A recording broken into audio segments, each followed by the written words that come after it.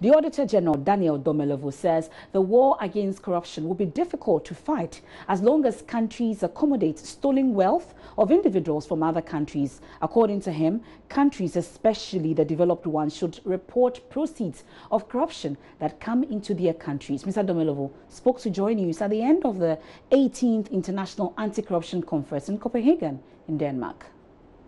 Proceeds from corruption, which there is a growing awareness. We are not yet there, but very soon I'm very sure that all the countries will come to agree that stolen assets brought into your country must be disclosed to the source, so it must be recovered. Because I seriously think that if you steal and you can't hide it, the motivation to steal will come down significantly. So it's very good that the international actors are accepting blame. At first, they never accepted. You see, these multinationals, they are responsible for the money laundering, the illicit financial flows, the transfer pricing, which is the huge part of corruption. In fact, the small ones people do by collecting bribes, etc., is still bad, but those ones are huge.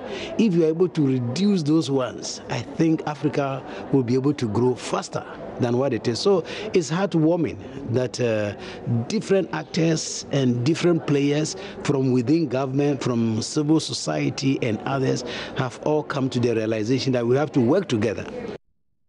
That's the advice of our Auditor General. However, the Deputy Minister of Finance, Kweku Kwarteng, led Ghana's delegation to the conference. He praised the global collaboration towards fighting corruption, but says developing countries should focus on the aspects of corruption that affects them most. Looking closely at the discussions, you would see that the strategies for fighting transnational corruption and illicit financial flows are based on Western economies.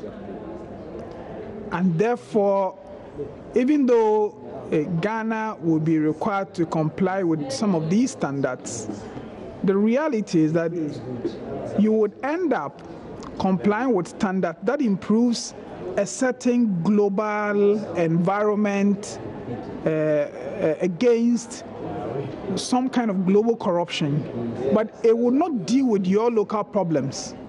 For instance, as I had reason to discuss at one of the meetings, customs revenue is a small part of the revenue basket of many of these countries.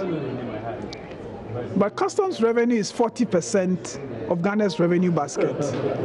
If you see all the automatic exchange of information requirements, there's no customs revenue. Why? Because in many of these developed economies, customs revenue isn't a big part of their economy, and therefore they have overlooked it.